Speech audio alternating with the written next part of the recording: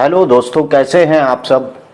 साथियों, आज हम बात करेंगे कि ग्राम पंचायत के अंदर कैसी भूमि के ऊपर आवास बनाना चाहिए और कैसी भूमि के ऊपर आवास नहीं बनाना चाहिए। यानी कि ग्राम पंचायत कानून के तहत अगर कोई गरीब व्यक्ति गांव के अंदर रहता है तो उस व्यक्ति को ग्राम पंचायत के अंदर अगर उसके पास आवासीय भूमि नहीं है तो कैसी भूमि के ऊपर मकान बनाना चाहिए। तो चलिए विस्तार से जानते हैं। आज इसी पर ही मैंने वीडियो बनाई है। अधिकतर लोगों की कॉल मुझे आती है कि हमने ग्राम समाज के अंदर एक घर बनाया था, लेकिन वह घर ऐसी भूमि पर बना दिया जहां पर वह सार्वजनिक भूमि थी। क्या हमें वहां से प्रशासन उठाएगा या नहीं उठाएगा, या फिर ग्राम पंचायत कानून या फिर ग्राम पंचायत भूप्रबंधक समिति हमारे खिलाफ क्या कार्रवाई कर सकती है। तो चलिए विस्तार से वीडियो शुरू करते हैं। साथियों, गांव के अंदर अक्सर कर किसी भी गांव के अंदर आप चले जाइए तो गांव के अंदर गांव की 75% आबादी ऐसी होती है जो ग्राम समाज की भूमि के अंदर ही बसी हुई होती है और जिसका रजिस्ट्री या फिर ऐसी भूमियों का रिकॉर्ड उनके पास नहीं होता है। केवल इस आस पर वह मकान की रजिस्ट्री करते हैं कि उनके पूर्वजों का वह मकान है। साथियों, अगर आप भी किसी गांव के अंदर रहते हैं और आपके लिए कोई आवास की भूमि या स्थल नहीं है तो गांव के अंदर आप कहीं पर भी किसी भी भूमि को चिन्हित कर आप वहां पर अपना मकान बना सकते हैं। और 250 वर्ग की भूमि के लिए सरकार यह कहती है कि अगर कोई व्यक्ति 250 वर्ग की भूमि कब्जा कर और उस पर अपना मकान बना लेता है तो ऐसे व्यक्ति को उस मकान के अंदर से नहीं निकाला जाएगा और ऐसे मकान को ना ही गिरा दिया जाएगा। साथियों, अक्सर कर बात क्या होती है कि गांव के अंदर कुछ व्यक्ति ऐसे होते हैं, अधिकतर लोग गांव के अंदर अनपढ़ होते हैं और ज़्यादा पढ़े लिखे नहीं होते। उन्हें इन कानूनों के बारे में मालूम नहीं होता है, लेकिन जब वह काफ़ी ज़्यादा पैसा लगा देते हैं ऐसी भूमि के ऊपर मकान बनाने के लिए तो बाद में पता चलता है कि वह भूमि, जिस भूमि पर उन्होंने वह मकान बनाया था, वह भूमि केवल सार्वजनिक उपयोग के काम में आती है, ना कि मकान या फिर वह उसके ऊपर कोई मकान बनाया जा सकता है। साथियों, गांव के अंदर अगर आपको कोई ऐसा स्थल चाहिए, उन लोगों के लिए नहीं होता जो लोग अमीर होते हैं या फिर सरकारी नौकरी करते हैं। ऐसे व्यक्ति को गांव के अंदर कोई आवासीय स्थल नहीं मिलता है। आवासीय स्थल वही व्यक्ति कब्जा कर सकता है जिस व्यक्ति के पास जमीन ना हो, यानी कि वो भूमिहीन हो, इस प्रकार का व्यक्ति हो और वह गरीब, निहायत गरीब व्यक्ति हो जिसके पास रहने के लिए मकान नहीं है। इस प्रकार का व्यक्ति अगर किसी भूमि पर वह अपना मकान बना लेता है तो उस भूमि को से उसे नहीं हटाया जा सकता। आज मैं यहाँ पर बात करूँगा कि गांव के अंदर ऐसी कौन सी भूमि है जिन भूमियों के ऊपर मकान बनाने के लिए कब्जा नहीं करना चाहिए। साथियों, नंबर 1 वह भूमि होती है जो चारागाह की भूमि होती है, अक्सर कर गांव के आसपास छोड़ी जाती है। दूसरा, खाद के गड्ढे होते हैं, ऐसी भूमि भी गांव के आसपास छोड़ी जाती है लेकिन कुछ समय के बाद वह गांव के बीच में आ जाती है, तो ऐसी भूमि के ऊपर भी मकान नहीं बनाना चाहिए। या फिर ऐसी भूमि जो श्रेणी 6-2 की भूमि है, या फिर आपके आसपास गांव के खलियान हैं, या फिर कब्रिस्तान है, शमशान है, या फिर तालाब की भूमि है।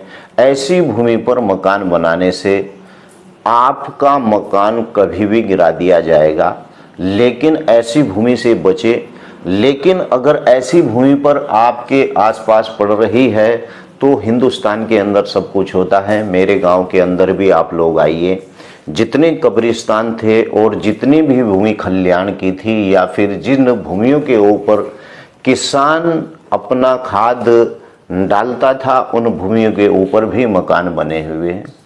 यह मकान इसलिए बनते हैं कि लेखपाल, पटवारी और तहसीलदार रुपए लेकर, कुछ लोग ग्राम प्रधान को रुपए दे देते हैं और उसके बाद वह सार्वजनिक स्थलों पर, भूमियों पर मकान बना देते हैं। अक्सर कर देखा गया है कि 90% लोग, व्यक्ति गांव के अंदर ऐसे होते हैं जो ग्राम प्रधान को पैसे खिलाकर और उसके बाद किसी भी सार्वजनिक भूमि को कब्जा लेते हैं। हालांकि उन लोगों को इस बाबत नहीं जानकारी होती है कि सार्वजनिक भूमि के कब्जाने से सारी उम्र के लिए वह अपने गले में एक सांप यानी कि एक फंदा डाल लेता है। और कोई भी व्यक्ति जब उसके खिलाफ होता है गांव के अंदर, तो सबसे पहला काम करता है कि तहसीलदार या फिर एसडीएम के यहाँ उसकी जो है एप्लीकेशन देता है और कहता है कि यह व्यक्ति ग्राम समाज की भूमि में बसा हुआ है। यानी कि ऐसी भूमि से आप लोग बचें। या फिर गांव के अंदर भू प्रबंधक समिति के द्वारा जिन लोगों को पट्टे अलर्ट किए जाते हैं, यानी कि जिन लोगों को पट्टे दे दिए जाते हैं, ऐसी भूमि पर ही मकान बनाए। या फिर निम्न प्रति की ऐसी भूमि है जो SC ST के लिए बेस्ट है और उसके ऊपर भी वह मकान बना सकते हैं। यानी कि अगर आपको गांव के अंदर ऐसी भूमि का स्थल दिया जाता है पट्टे के आधार पर, जो भू प्रबंधक समिति है आपके गांव में देती है, तो उसके 3 वर्ष के अंदर, यानी कि अगर सामान्य वर्ग का व्यक्ति है तो वह उसके 3 वर्ष के अंदर उस पर मकान बना ले। और मकान अगर वह नहीं बनाता है तो वह भूमि भू प्रबंधक समिति को वापस चली जाएगी। और SC और ST के लिए इसमें छूट है। इसमें SC और ST के लिए समय सीमा नहीं है, क्योंकि अगर SC और ST वर्ग का व्यक्ति है और उसे भू स्थल दिया जाता है आवासीय यानी आबादी के अंदर, तो ऐसे व्यक्ति की कोई समय सीमा नहीं है, वह कभी भी उस पर अपना मकान बना लेता है।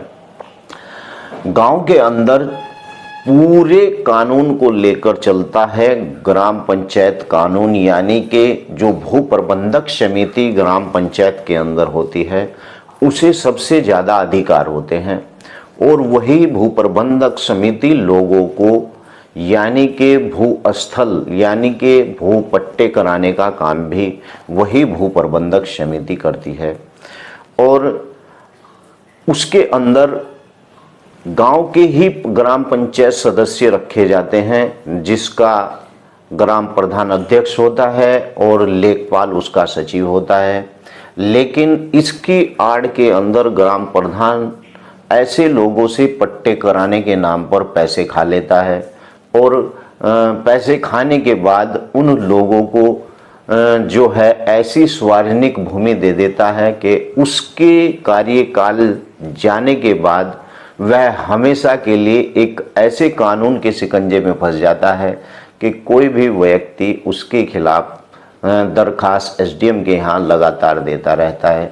या फिर ऐसे ग्राम प्रधान जो चुनाव जीत जाते हैं और उनके अपोजिट के जो लोग होते हैं, यानी कि जो लोग उन्हें वोट नहीं देते हैं या सपोर्ट नहीं करते हैं, ऐसे व्यक्ति को वह ग्राम प्रधान काफ़ी परेशान करते हैं। और शपथ लेने के बाद उसके दिमाग में केवल यही प्रक्रिया चलती है कि गांव के अंदर ऐसे कितने व्यक्ति हैं जिन लोगों ने उसे वोट नहीं दिया है, और जो लोग ग्राम पंचायतों की भूमि के अंदर वह उस जमीन को कब्जाए हुए हैं।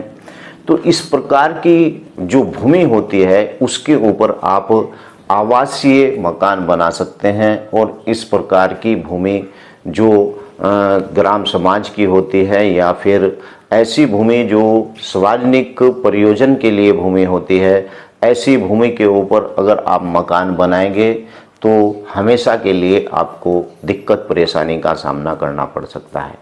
आशा करता हूं कि आप लोगों को मेरी यह वीडियो अच्छी लगी होगी। अगर इस वीडियो की बाबत आप लोगों को मुझसे कुछ जानकारी करनी है तो डिस्क्रिप्शन में मेरा मोबाइल नंबर है, आप वहां जाकर मुझे कॉल भी कर सकते हैं। जय हिंद, जय भारत, खुदा हाफिज।